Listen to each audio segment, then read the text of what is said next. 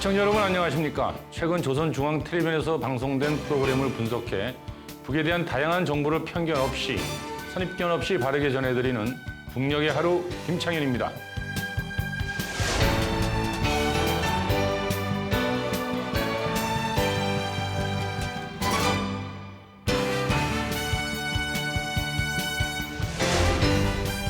우리가 몰랐던 북의 모습, 우리와 다르지 않은 그곳 주민들의 사는 이야기 전해드리겠습니다. 북녘의 하루 이은혜입니다.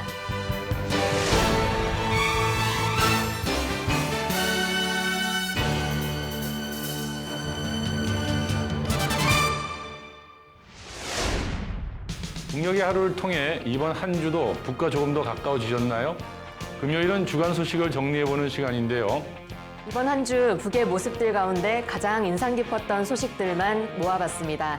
정말 한 주간 참 다양한 북쪽 소식들이 있었죠? 맞습니다. 어떤 소식들이 있었는지 지금 만나보시죠.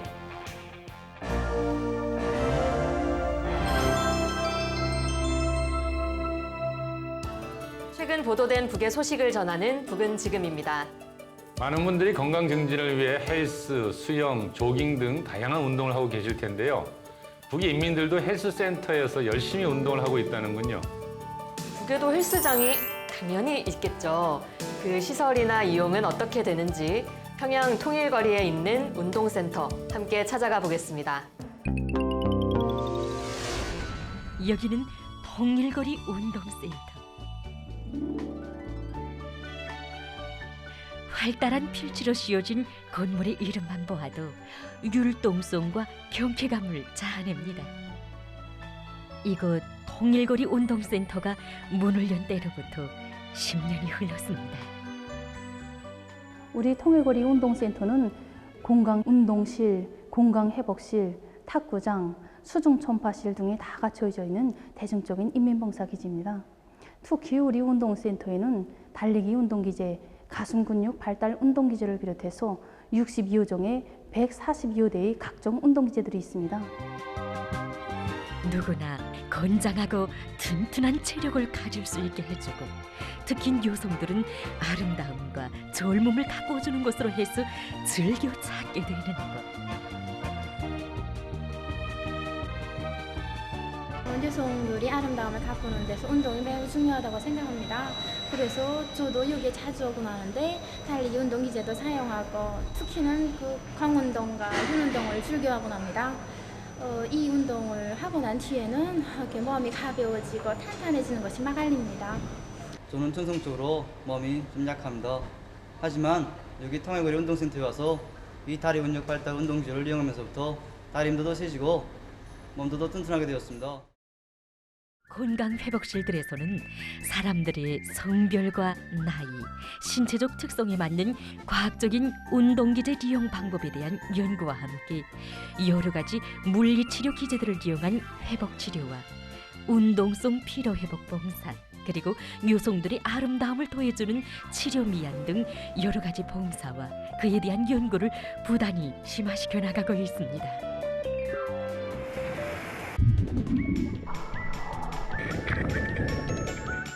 여기는 수중 초음파실입니다. 이곳에서는 수중 초음파와 독수를 이용한 치료 봉사를 진행하고 있습니다. 여기 후대를 위해 헌신하는 사람들의 이야기가 또 전해져 왔습니다. 가슴에 정성 두 글자를 새기고 다니는 의사 선생님들 이야기인데요. 조선중앙텔레비전이 심의강 학생이 쓴 글을 접한 뒤 취재길에 올랐다고 하는데요. 심의강 학생의 사연, 그리고 평양의대 소아과 병동 선생님들의 이야기 함께 보시겠습니다.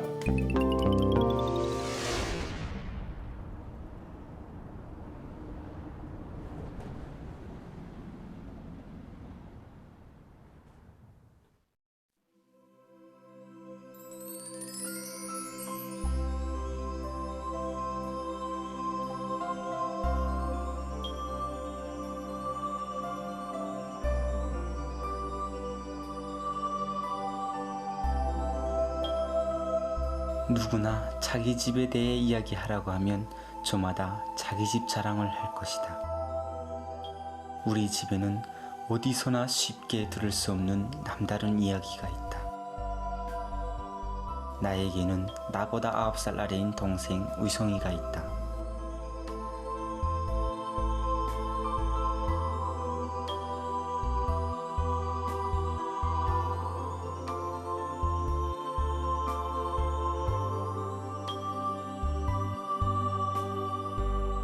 어쩌다 우리 동생에게 이런 병이 생긴단 말인가.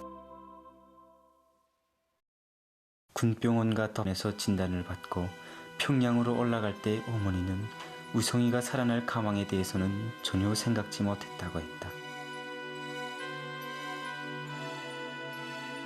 그때 우리 우성이 병 진단을 받고 놀랐습니다.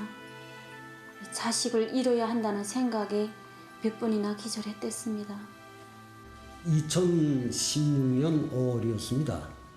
우리 과에 난 지 14개월밖에 되지 않는 심의성 어린이가 들어왔습니다. 그때 간 복수처럼 보였습니다. 그래서 강사에서는 집체 협의를 조직했습니다.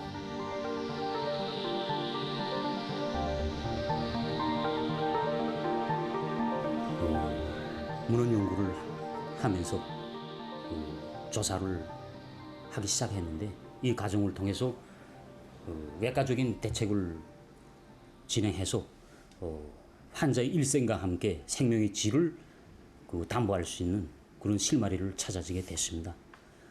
대단히 중요하고 개척해야 될 분야였습니다.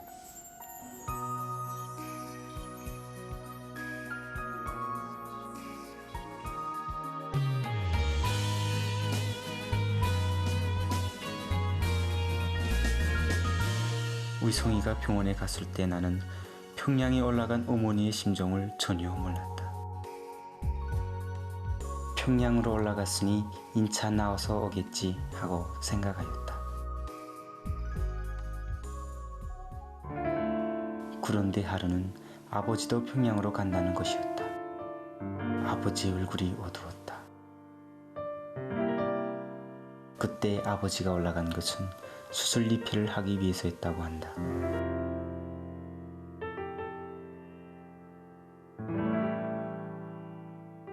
우성이 아버지가 왔을 때 우리는 이야기해 주었습니다.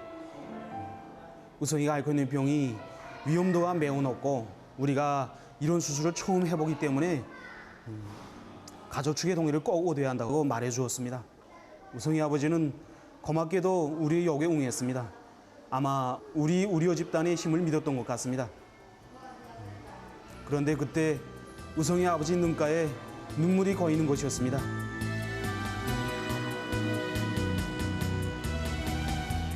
수술이 결정되고 마취를 한 우성이가 수술실로 들어가는 모습을 보며 우리 아버지 어머니는 이게 마지막이 아닐까 하는 위구심이 파도처럼 안겨왔다고 했다. 그리고 어머니는 또 쓰러졌던 것이다. 수술이 진행되었다. 시간이 어떻게 흘러가는지는 전혀 몰랐다고 한다. 2시간 30분, 150분이라는 긴 시간이 어떻게 갔는지 몰랐다고 했다. 그런데 집도자인 강자장 선생님의 눈가에 밝은 빛이 비켰다고 한다. 너무 울어 얼굴이 퉁퉁 부은 어머니는 멍해 쳐다보았고 아버지는 웬일인가 해서 쳐다보는데 선생님은 수술이 잘 되었다고 말했다는 것이었다. 수술 후 몇 시간 만에 우성이는 마취에서 깨어났다. 우성이를 품에 안고 온 밤 잠 못 이룬 어머니와 아버지는 너무 기뻐 우성아 하고 소리치며 또 울었다고 한다.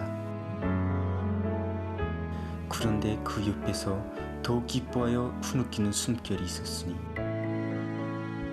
강자장 선생님과 담당 간호원, 간호장 엄마랑 다 같이 밤을 새웠던 것이다. 이렇게 우리 우성이는 새 생명을 받아안고 세상에 2번 다시 태어났다.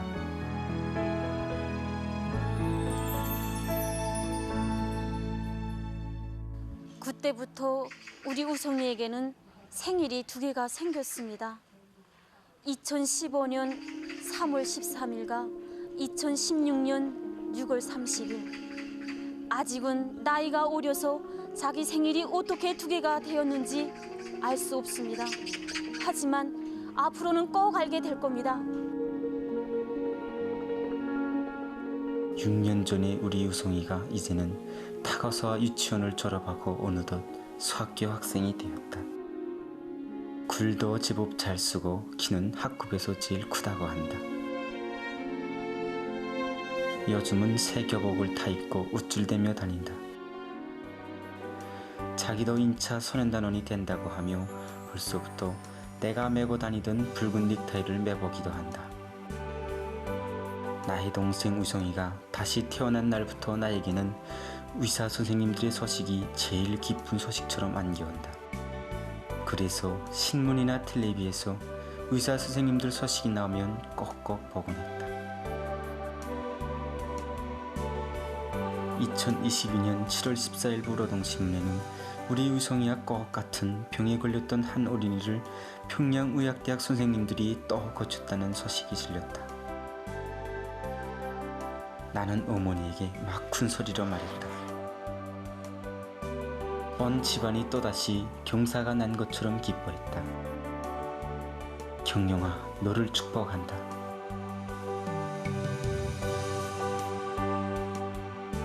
우리 경영이는 지난 3월에 갑자기 열이 나서 병원에 갔는데 무시무시한 진단을 받게 됐습니다. 경영이는 우리가 경험한 환자들 가운데서 나이가 어린 환자였습니다. 그래서 나서 70일밖에 안 됐고 체중은 4kg, 소모성 용량장애가 겹친 상태였고 게다가 솔상가상으로 상기도염까지 완 상태였습니다. 그래서 경영에 대한 수술을 결심하고 칼을 들자고 했는데 그때 보니까 아기가 수술할 만해 보였습니다. 요만한 어린이에게 주사를 넣고 그에게 어떻게 하면 고통을 안 주고 간호관리를 할 것인가 우리가 많이 고심하고 노력을 했습니다. 이게 소아과 환자들은 어른과는 달리 이렇게 우리 간원들만 보면 왕왕 울고 달아나는 어린이들도 많았습니다. 그래서 우리는 간원들은 항상 놀잇감도 가지고 다니고 그다음에 이렇게 어떨 때는 허비육도 해보고 노래도 불러주고 춤도 추면서 우리 경영이는 지난 4월 19일 수술을 받고 5월 4일 건강한 몸으로 퇴원했습니다. 경영이가 퇴원할 당시 우리는 이 성화동 5호동 새집에 입사했습니다. 다시 태어난 경영이를 안고 새집에 들었을 때 그때 그 기쁨은 그야말로 뭐 이렇게 표현하기가 힘듭니다. 옛날부터 화가 쌍으로 온다고 했는데 우리 성화동 곳곳에서는 복이 쌍으로 온다는 말이 흘러나오고 있습니다. 이렇게 선생님들은 여러 명의 어린 생명을 구원했다. 지금은 자기가 다시 태어났다는 것을 알 수 없는 아이들. 그들의 부모들은 자식의 생명을 지켜준 고마운 손들을 붙들고 떠올 줄 몰랐다. 인사만은 한마디, 정말 고맙습니다. 인사말은 짧아도 거기에는 고마움의 마음이 어려있는 것이 아닌가. 내 동생 우성이도 그 선생님들의 정성으로 다시 세상에 태어났다.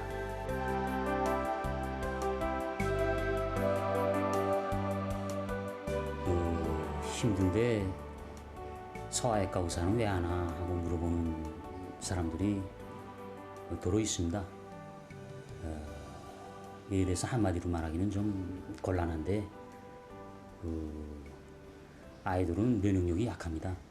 그래서 병에 쉽게 걸리고 또 경과가 대단히 위독하게 진행됩니다.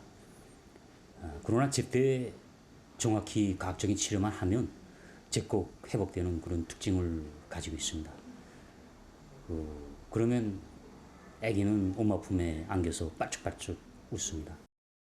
그래서 이런 아기를 바라보는 어머니 눈빛, 정말 행복한 순간이고 행복한 어머니 모습이라고 봅니다.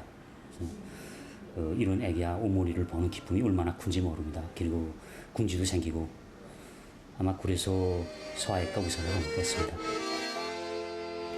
의성이만이 아니라 이 나라 모든 아이들이 밝고 명랑하게 행복에 넘쳐 등굣길에 오른다. 이것이 바로 우리 집 이야기이다. 이것이 바로 내가 하고 싶은 날마다 복이 넘치는 사회주의 대가정 크나큰 우리 집의 이야기이다.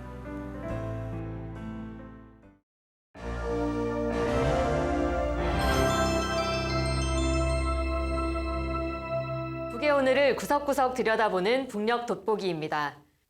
최근 북의 사회, 북인민들의 생활 모습을 재미있게 접할 수 있는 이런 현상을 없앱시다 시리즈. 여러분도 재밌게 보셨죠? 오늘도 한 편 가지고 와봤습니다. 피복공장 직장장인 주인공이 직장 꾸리기 평가에서 좋은 점수를 받기 위해 고군분투합니다. 그 과정에서 주인공이 그동안 오물로 취급했던 것이 보물이 되어 나타났는데요. 그 이야기 함께 보시죠. 내가 찾은 보물.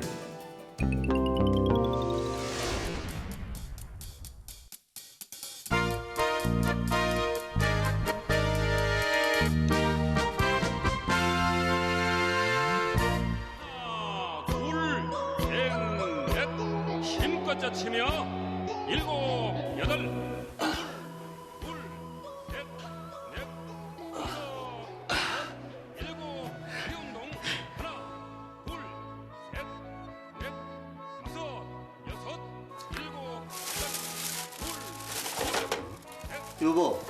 여보, 이 사람이 또 어디 가서?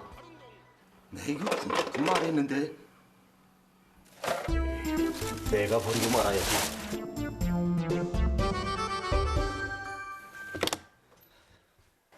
어디 갔댔어? 옆집이에요. 우리 김치 맛 좀 보라고. 근데 그건 뭐요? 예? 이야, 이거 옆집에서 보리 갔다는 거 내가 제깍 달랬지, 어머. 아니, 방금 여기 있던 어물도 내버렸는데 또 들여와? 아니, 내가 뭐란 거 다 버렸어요? 이야, 그 아까운 거. 아까워? 아니, 이거 당신 이거 뭐가 잘못되지 않아서? 당신 대체 부육간이협동관리원장이야? 어물관리원장이야? 차라리 이 문짝에다 써놓고 그래. 아빠 어물 우리가 다 봤습니다. 이게 어물일 게 뭐예요? 우린 이런 걸로 제품 만들어서. 뭐를 만들든 일하자는 건 좋아. 좋은데 관리원장이라는 사람까지 남이 쓰다 보니 이런 어지러운 걸 들고 다니셔야 되겠어? 구차스럽게. 빼당시스럽다는 건. 직장장 김영찬 전화 받았습니다. 예. 이번 판정 말입니까? 걱정하지 마십시오. 오늘 중으로 무조건 대책하겠습니다. 예. 어쩐 내일 우리 공장에서 부역적인 뿌리기 판정이 있다는 거 알지? 우리 직장 생산문화 생활문화야 문제될 게 있습니까? 문제될 게 있어. 문제거리는 바로 이거요. 뻣뻣? 저기 삼식장 얼마나 멋있어. 그런데 우리는 울타리도 없이 한심하단 말이야. 어제 공장협의회에서 이게 심각하게 제기돼서 창고에 철근 있지? 그 철근이야 자재창고 확장 때문에 겨우 받은 건데 그 아까운 걸로 이걸 모자라면 떼주셔서 또 받아오지 않아 우리. 우선 이번 판정부터 보장하고 보자. 우리 직장 때문에 그 공장이 망신하면 안 되지. 근데 저건 뭐예요? 예? 이번에 직장 꾸리기 하면서 구석구석에 있던 거 싹 다 끌어냈습니다. 근데 공장 어물장에 버리지 않고 왜 여기 말아? 어저께 말이야. 공장에선 저런 파수지는 어물과 섞어놓지 말라고 해서. 왜? 아니 우리 피복 공장에서 파수 내서 뭘 한대? 야, 우리한테 필요 없는 저런 게 어물이지 딴 게 어물이야? 이제 당장 내다 버려. 싹 다. 뭘 그러고 있었어? 빨리 움직이지 않고. 그럼 저 꽃밭은? 동문 그 어물부터 처리하라. 울타리는 내가 맞지. 예.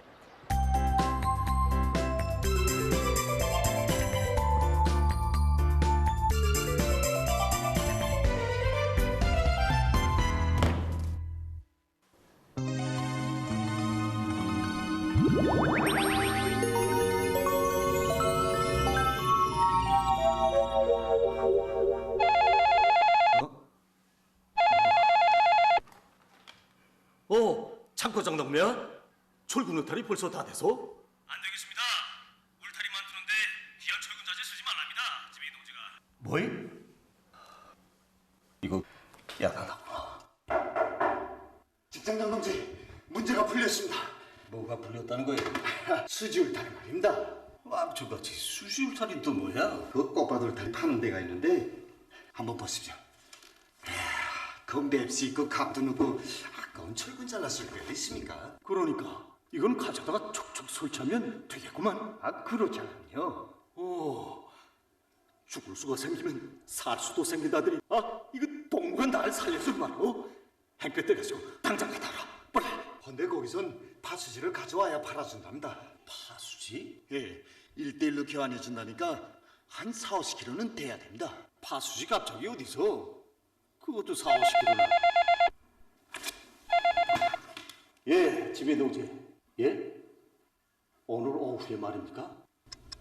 어제네. 예. 꾸리기 판정 오늘 오후로 당겼대. 예? 그 어디야?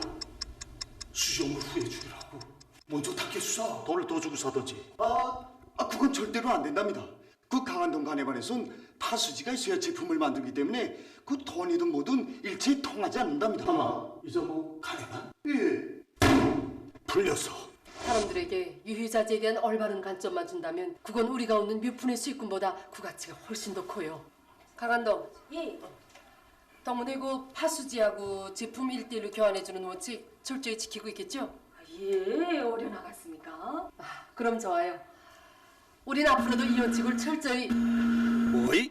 아니 그 파수지인지 어물인지 당신 나한테까지 딱 받아내겠다는 거요? 예. 강한동 간해반이 전 한 통이면 되겠는데 관리원장이 꼴만한 권한도 없어. 나도 아랫단에 질 숨길 권리 없어요. 파수지 무조건 가져라요. 그렇지 않으면 수지울타리 절대 못 내줘요.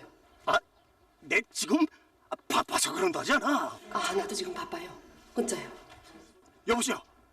여보. 좀 살살 부탁해야지. 허나세나 위원장인데. 이 동무가 이거 이 사람 아침에 욕 좀 했더니만. 아까 그 수지엄을 4, 50kg는 되지 않을까? 예, 되긴 됩니다. 하지만 그야 이미 어디다 버렸어? 시외 어물장에. 예, 그것도 우리가 버리는데 어떤 차가 와서 싹 다 실어갔습니다. 뭐 그 어물을? 예, 왜? 혹시 우리처럼 이거 수지 울타리야 교환하자고. 아휴, 그 아까운 걸 꽁차리겠구나. 이야, 뿌리락일 땐 어쩌고. 무슨 방법이 없을까? 그 수매서들은 있을 수 있습니다. 수매서?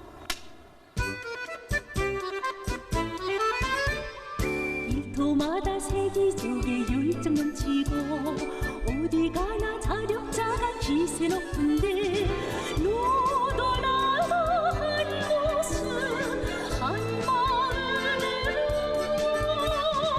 어서 빨리 이런 현상 거쳐갑시다. 야, 이거 강한동 간해반 이거 돌아가면서 이거 싹 다 실어갔구만요. 이거. 예, 마지막 수매서지. 봐봐. 우리 어물 실어간 게 누구냐고? 글쎄요. 이 사람이? 우리 어물 실어가는데 누군지 알아보지도 않아? 그 버린 다음이야 뭐 제 어물이고 뭐고 있습니까?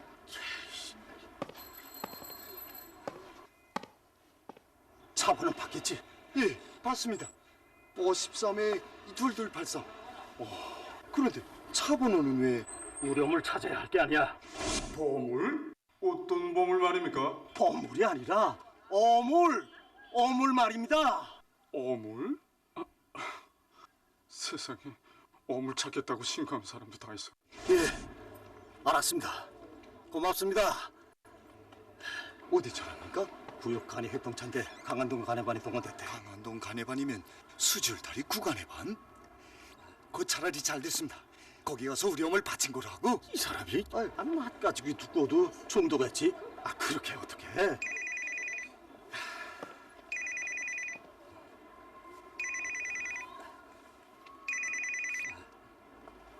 예, 집엔 동지. 우린 그 수지 울타리로 다시. 예, 공작이 그 망신하지 않게 우린 어떻게 하나 2시간 나리로 대책하겠습니다. 야, 이거 점점 벼랑 끝으로 멀리는데요, 이거. 할 수 없이 가자. 어디를? 어디긴 어디야. 우리 어물이 있는 데지. 이러다 직장장 동지 체면이. 지금 체면가 그래서 공작임에게 직장 명의가 위태로운데.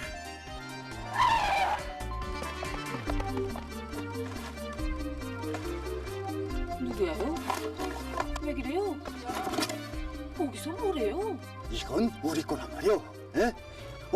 이 지암, 그리고 이거 뺑기 묻은 거, 이것도, 그리고 이것도 직장장 당치, 이거 우리 거 맞습니다. 예, 끝내 찾았구만.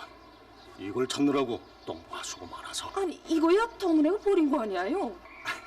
버렸지만 그 버리려다가 필요해서 보니까 아주머니들이 이거 싹 다 실어갔더란 말이오. 우리가 동문회 걸 훔쳐왔다는 거야요? 예? 보자 하니까 남의 입에 들어갔던 사탕알까지 제 거라고 뽑아먹을 사람들이로만요. 사탕을 뽑아먹든 오물을 뽑아먹든 어쨌든 이건 다 우리 거란 말이오. 그러니까 이걸 우리가 다 바친 거로 하고 그 수지울타를 좀 교환해 주시오. 예? 세상에 이렇게 뻔뻔스러운 사람들도 있니? 뭘 뻔뻔? 아까 말 다 했어. 뻔뻔스럽지 않으면요.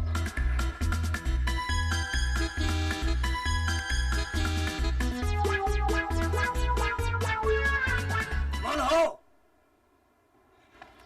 좀 그러면 이걸 내가 다 사면 될 거 아니오. 이따 오물 가지고 앙당 다들 창피하지 않소? 나이 오물? 키니까 우리가 이거 오물 다루는 사람이라는 거예요? 예? 이게 다 오물이라는 거예요?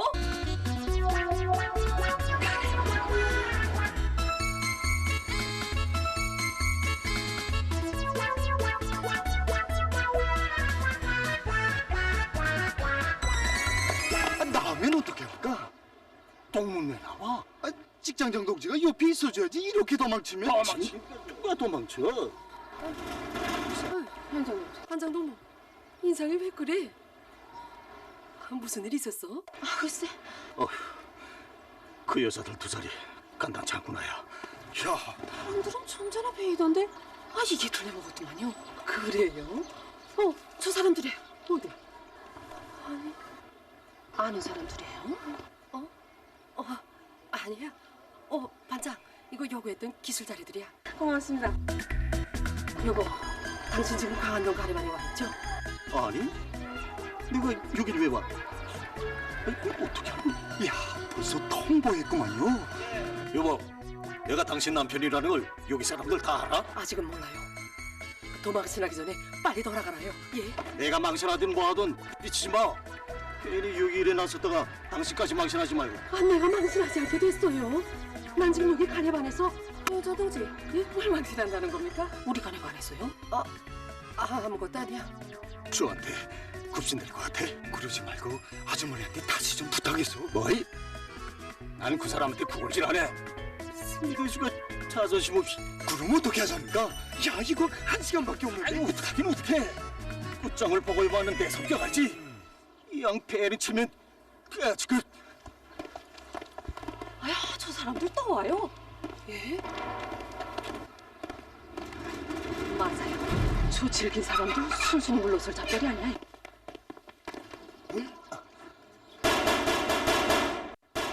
왜 그래요?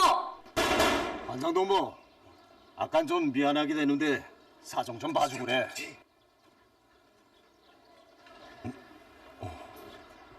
아주머니 인상이 하도 후두부라고 도량이 컵에서 내 이거 아무 말이나 망탕했는데 이거 정말 급해 그러니 좀 도와줘. 수지 울타리 얼마요? 내 거 2배. 아니 그 3배 돈을 물겠으니까. 그런 부정 우리한테는 안 통해요. 그러지 말고 내 신세가품 단단히 한다니까. 그딴 신세가품 필요 없이요. 신세가품 어떻게 한다고요? 어떻게?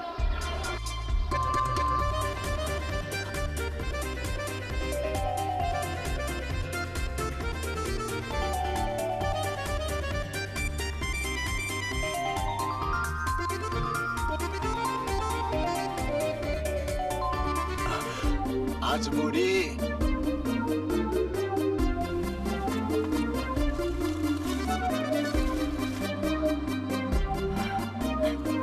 이런 거라 가지고 되겠어요?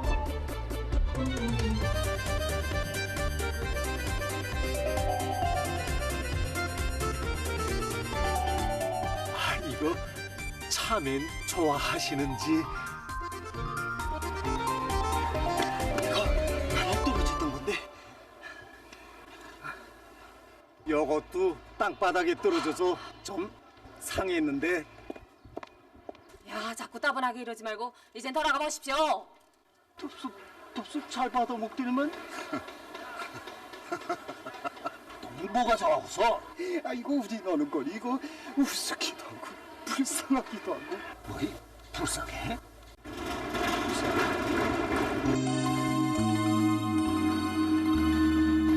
뭐라 유리시아나, 어?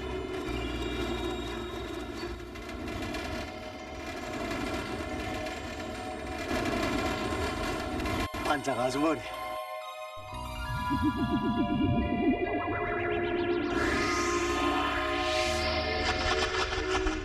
제가 버린 어물 되찾겠다고 뇌물까지 바쳐요. 참 기가 막혀요. 어떻게 된 거야?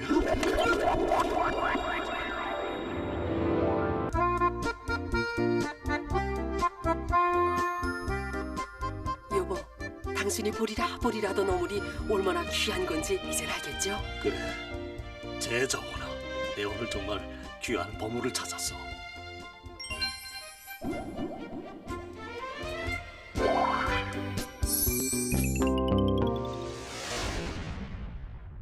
네, 오물 취급하던 폐플라스틱을 뇌물로 사려다가 딱 걸렸네요.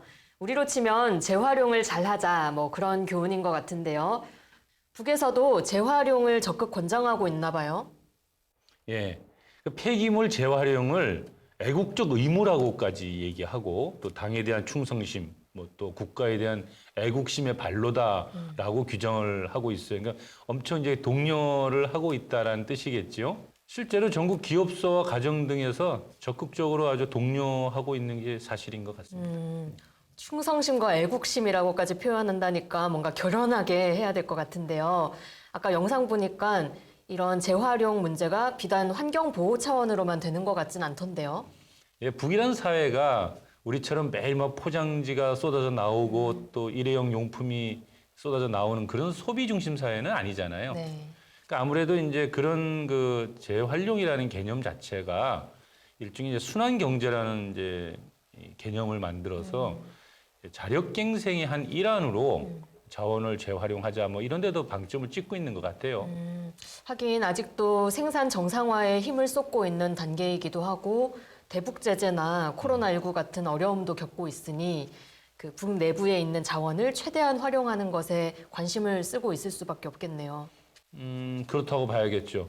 2001년 4월에 최고인민회의 제14기 제3차 회의에서 재자원화법이라는 것이 제정이 돼요. 근데 그 제정된 내용을 보면은 이제 재자원화에 대한 대상, 그리고 이제 수거 방법, 그리고 그 재자원화 기술 개발 이런 것들을 좀 규정하고 있거든요. 아주 강도 높게 법까지 제정해가면서 강도 높게 이 재자원화에 대한 우리로 따지면 재활용인데 시행되고 있다고 봐야 될 것 같고요. 또 시군마다 이게 또 경쟁적으로 얼마나 잘 진행하고 있는가 뭐 이런 것들이 또 벌어지고 있다고 하네요. 네, 북에서는 재활용을 재자원화라고 네, 표현하나 보네요. 재자원화. 재자원화. 예. 우리는 1991년부터 재활용 쓰레기 품목을 정했다. 그때부터 법을 만들었다고 되어 있는데요. 북의 재자원화는 역사가 어떻게 될까요? 1984년도에 83 인민 소비품 창조 운동이라는 게 벌어져요. 그때 이제 일종의 이제 폐기물이라고 할 수 있는 것들을 다시 재활용해서 이제 정책을 시행의 시작이라고 볼 수 있을 것 같고요. 그리고 이제 2007년도에 이제 폐기폐설물 취급법을 제정해가지고 이때부터 또 이제 그 폐기되는 물건 배출량을 최소화시키고 이용에 관한 것들을 원칙으로 세운 바 있고요. 이것이 이제 순환경제라는 개념으로 이제 승화된 것은 2016년에 있었던 제7차 당대회 때 그때 이제 김정은 총비서가 제안함으로써 이게 본격화됐다 이렇게 볼 수 있습니다. 네, 아까 영화의 주인공 부인이 일하던 곳이 일용품 수매 분점이었잖아요. 이 울타리를 사는데 돈으로는 살 수 없고 폐자원을 가지고 오는 만큼 바꿔준다. 그런 정책이 참 독특하던데 그런 식의 사업이 북의 전반에서 많이 펼쳐지고 있을까요? 예, 그 재자원화라고 하는 용어 자체가 폐기물 수매 사업을 의미하는 것이거든요. 그러니까 이제 원자재 수입이 원활치 않은 조건, 그런 조건에서 이제 국산품 제품을 생산하는데 적극적으로 이 폐기물들을 재자원화해서 활용하겠다는 것이죠. 실제로 국산품을 만드는데 상당한 좀 역할을 하고 있다고 합니다. 네. 그런데요, 이 재자원화라는 게 결국은 한 번 썼던 자원을 완전히 새로운 것으로 다시 만들어내는 과정인 거잖아요. 그런 과정에 나름의 과학 기술이 요구가 될 텐데요. 북이라고 하면 사실 과학을 워낙 중시하는 곳이니 이쪽 분야에도 많이 투자를 하고 있겠죠. 아무래도 그렇겠죠. 이제 재자원화라고 할 때 어차피 한번 썼던 물건을 다시 자원화한다는 뜻이니까 제일 중요한 것은 질을 어떻게 보장해내냐는 거 아니겠어요? 그래서 이를 위해 국가과학원 환경연구소, 김일성 종합대학 화학부, 김책공업종합대학 열공학부, 경공업성 등에서 폐기물의 새로운 가공 처리 기술을 연구 개발하고 있답니다. 그리고 최근에는 단위별로 과학기술 보급소를 만들어서 재활용 기술을 자체적으로 개발한다고 합니다. 그렇군요. 요즘 환경 문제에 다들 관심이 높으시죠. 그런 만큼 북의 재자원화 정책에도 많은 관심 주실 것 같은데요. 조선중앙텔레비전에 이 재자원화에 적극 나서고 있는 모범단위에 대한 소개 방송도 종종 나오더라고요. 조만간 그 소식도 전해드리겠습니다. 북의 재자원화는 환경보호적 차원과 함께 경제적 측면도 강조되고 있는 실정입니다. 나라의 생태환경을 보호하고 나라의 재부를 더욱 늘려나가려는 이들에게는 영화 속 인물들처럼 폐물도 보물로 보이기 마련이겠지요. 그 목적이 어디에 있든 쓰레기를 줄이는 것은 남과 북 전 세계 모든 시민의 과제인 것은 분명합니다.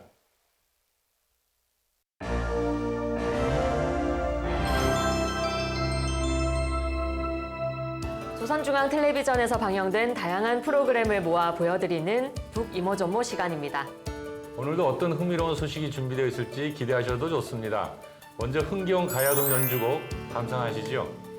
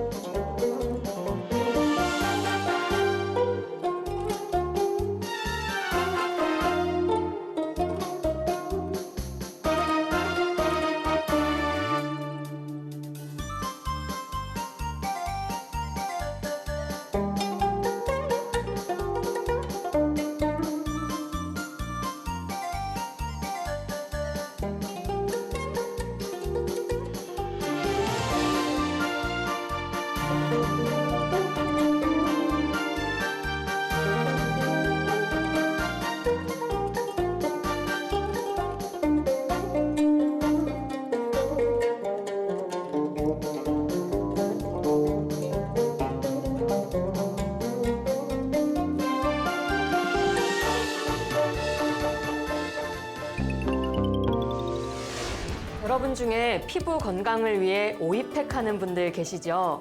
저도 여름철이면 종종 즐겨하고는 했었는데요.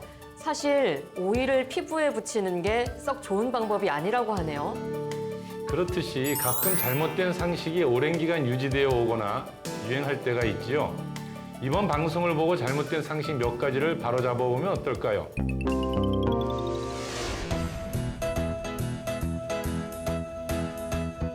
우리 생활에서 보게 되는 어떠한 현상들은 잘못된 것이지만 오랫동안 내려오는 굳어진 인식으로 해서 흔히 옳은 것으로 생각할 때가 있습니다.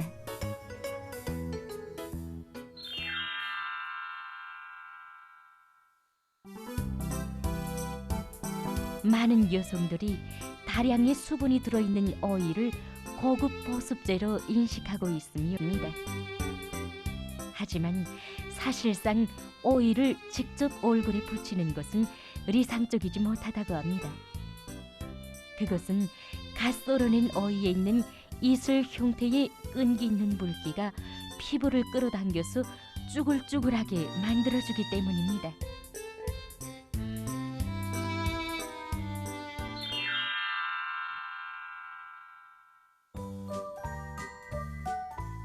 대부분의 사람들은 물고기 가시가 먹에 걸렸을 때 식초를 마시거나 밥을 삼키면 가시가 내려가는 것으로 인식하고 있습니다. 그러나 이 방법은 아무 효과도 나타내지 못할 뿐 아니라 잘못하면 모간을 상하게 할 수 있다고 합니다.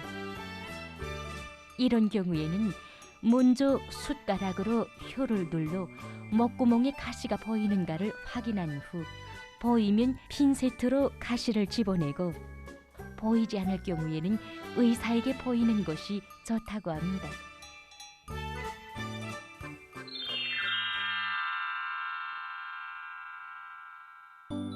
생활에서는 종종 안경을 오랜 기간 끼면 눈에 변형이 오거나 눈알이 나오는 것 같다고 이야기하는 사람들을 볼 수 있습니다. 그러나 전문가들의 견해에 의하면 눈에 변형이 온 것처럼 보이는 것은 안경이 아니라 근시 자체에 의한 것이지 안경을 껴서 그런 것이 아니라고 합니다. 안경을 벗었다 꼈다 하거나 시력에 맞지 않는 안경의 선택과 같은 사람들의 좋지 않은 눈 관리 습관이야말로 눈 관리에 나쁜 영향을 주는 인자이라고 전문가들은 이야기합니다.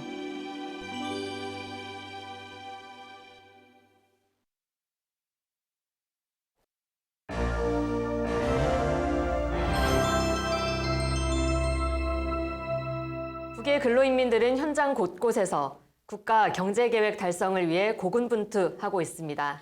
서비스직이나 소비품 생산에 종사하는 일꾼들은 인민생활 향상을 위해 노력하고 있습니다. 그들의 땀방울과 현장의 숨소리를 만나는 시간입니다. 현장 속으로. 평양에는 인민들이 즐겨 찾는 인민야외 빙상장이 있는데요. 시원한 빙판을 찾는 여름철뿐 아니라 사시사철 인민들로 북적거린다네요. 노동신문에 따르면 인민야외 빙상장에 공급되는 하루 전력량만 해도 어지간한 생산 기업소의 한 달 소비 전력과 맞먹지만 그럼에도 봉사 가격을 저렴하게 책정해 인민들이 마음껏 누리도록 하고 있다고 합니다. 인민의 레저 생활에 대한 투자를 경제활동만큼 중시한다는 반증이기도 하겠지요. 인민들이 만족하려면 가격뿐 아니라 서비스 면에서도 신경을 많이 써야 될 텐데요. 인민야외 빙상장의 봉사자들은 어떤 노력을 하고 있을까요? 시원하게 함께 달려가 보겠습니다. 여긴 대동강반에 자리 잡고 있는 인민야외 빙상장입니다. 아이들은 물론이고 어른들도 즐겨 찾는 곳입니다. 문을 연 첫날부터 수많은 사람들이 왔는데 오늘도 보시다시피 많은 손님들이 왔습니다.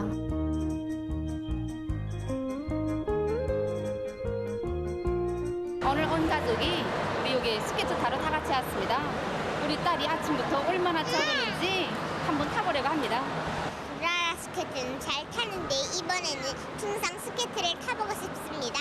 처음에 너무 무서워서 누나손을 꼭 잡고 타랬지만 지금은 나 혼자서 타보려고 합니다.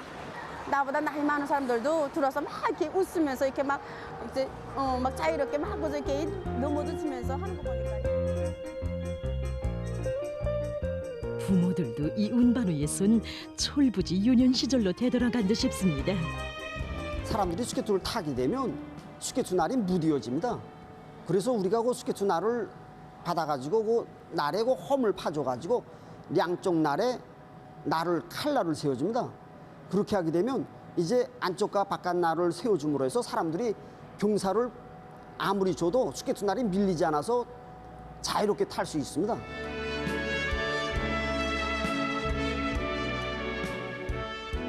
저도 이거 딸애가 이렇게 타는 걸 보니까 정말 대견합니다. 처음에는 스케이트를 신고 제대로 서지도 못하겠습니다. 그런데 이거 버거반 동지들이 차근차근 배워주니까 이젠 저렇게 잘 타고 있습니다.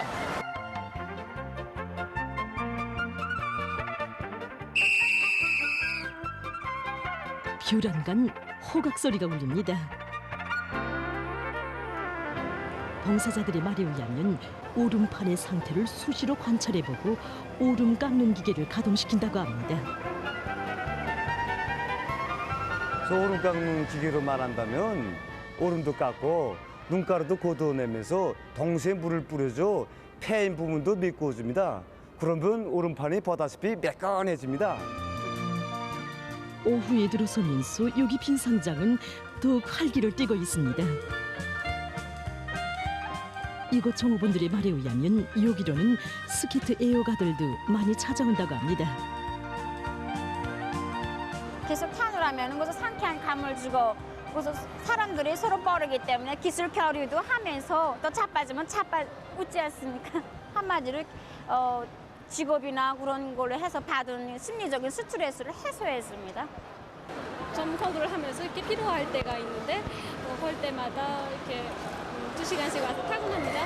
그러면 상쾌해지고 기분이 정신이 막 맑아지고 그리고 집중력이 더 높아지는 것 같습니다. 우리 어머니는 스케이트를 매우 사랑합니다. 그래서 나는 스케이트 연습을 더 열심히 해서 우리 어머니의 소원을 풀어주고 싶습니다. 처음에 이제 스케이트 탈 때는 숨이 차고 그다음에 뭐 막 가슴이 답답하고 그랬는데 스케이트 배우고서 이렇게 쭉 타는 과정에 이제 익숙이 되니까 숨 차는 것도 모르고 그다음에 이거 뭐 심장이 뭐 두근거리고 이런 것도 모르고 그래서 다 온몸이 다 원활하고 편안하고 참 이 건강에 이 인민야외 비행상장이 정말 좋아요.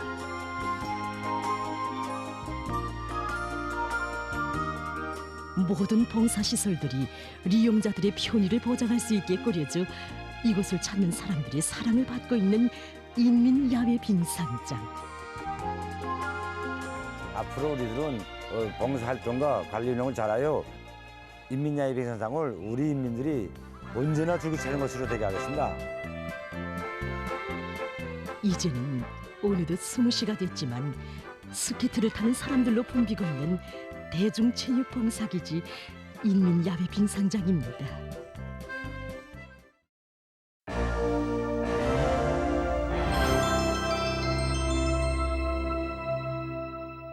북에서 주목받는 사람들의 이야기를 전하는 오늘의 인물 시간입니다. 평생을 과학 연구와 기술 인재 양성에 바쳐온 교수가 있습니다. 특히 몇몇 선진국이 독점하고 있는 기술을 스스로 개발하겠다고 나섰고 결국 성공해낸 의지의 과학자라고 하네요. 그 길이 쉽지만은 않았을 텐데요. 실패와 좌절에도 동요하지 않고 묵묵히 새 역사를 써내려온 노력 영웅 김인규 씨를 만나보겠습니다.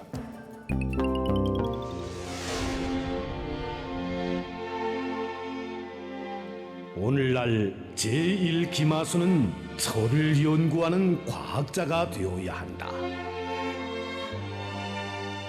이 글은 시대의 전형인 노력용 박사 부교수 김인규 동지가 김책공업종합대학에 입학하던 날 일기장에 쓴 것이다. 그는 이 글을 가슴에 품고 대학 과정을 최우수의 성적으로 졸업하고 굳이 학생들을 가르치는 교원이 되기로 결심하였다.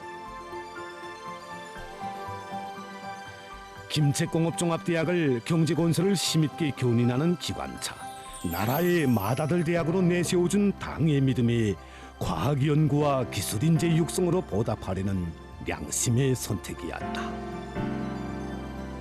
그에게 있어서 학생들은 단순히 지식을 전수해주는 제자가 아니라 금속공업의 주체와 실현의 주인공들이었다.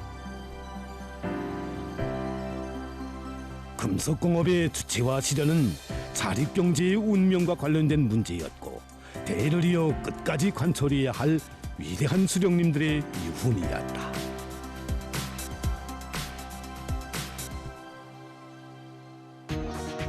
그는 교육자만이 아니라 생산과 과학기술의 일체화 실현의 선구자였다.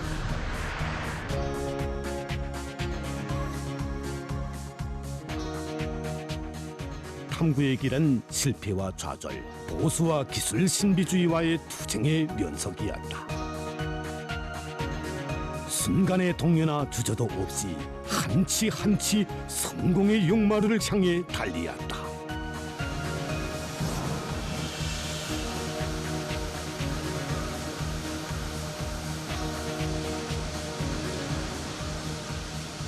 김철이 역사, 야근계 역사가 바뀌는 이 순간에 누가 불을 잡는가 하는 게 아주 심중한 문제였습니다. 실제 이 중유레슬에 가스 쓴다는 것은 심중한 문제였습니다. 그때 가스가 조금이라도 새면 사람의 생명은 물론 또 폭발될 수 있는. 그는 서슴없이 이 길을 택하였다. 그가 목숨을 내댄 그 순간은 위대한 수령님들의 유훈을 무조건 관철하려는 한 과학자의 신념과 양심이 검증되는 순간이었다. 학생들에게 이 나라의 과학자라면 조국이 바라고 제일 걱정하는 문제 해결에 자신을 서슴없이 내대야 한다는 천리를 가르쳐주는 말없는 강의였다.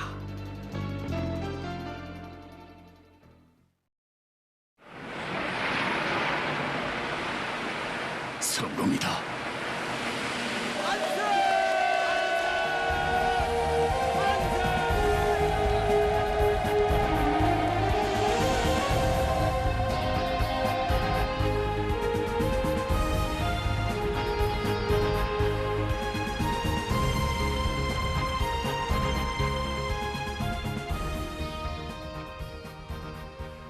그를 시대의 전용으로 내세워 주신 조선노동당 총비서동지께서는 공화국 창군 73돌을 맞으며 당중앙연수의 뜨락으로 불러주시고 크나큰 영광을 안겨주시었다.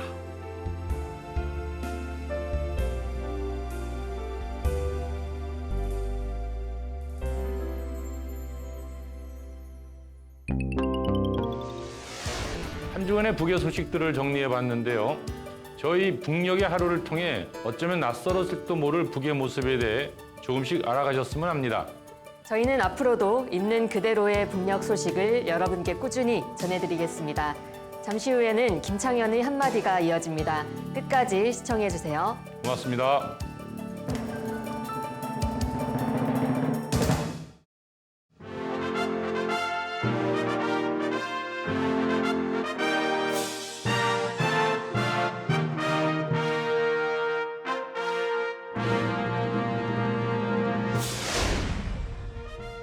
북에서는 채소를 가리켜 남새라고 한다지요.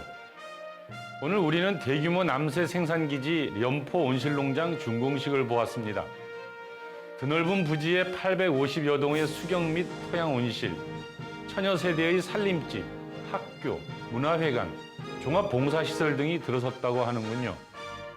원래 비행장이 있던 지역인데 280정보 넓이라고 하니 제법 넓게 지어진 듯 합니다. 거의 여의도 면적과 비슷하니까요. 북은 김정은 시대 접어들어 농업 생산의 집약화, 전문화, 현대화, 과학화를 꾸준히 대규모로 추진하고 있습니다. 곡물 생산을 확대하면서도 고기와 과일, 야채 비중을 높여 밥 중심의 식생활 문화를 보다 고도화하려는 것이지요. 이 정책이 실효성을 거두려면 과일, 축산, 채소 생산을 획기적으로 늘려야 할 텐데요. 그래서 채소 생산의 전문화, 대규모화, 과학화를 추진하고 있는 듯 합니다.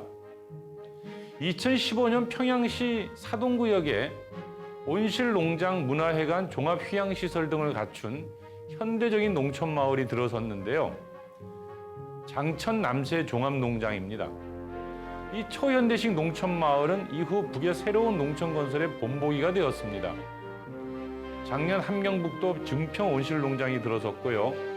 올해 함경남도 련포가 세워졌으니 이 속도라면 머지않아 전국적으로 대규모 남새단지가 들어설 것입니다. 벌써 원산의 온실농장 건설 소식이 들려오기 시작했으니까요. 남새는 부식입니다. 식단의 질과 관련된 문제지요.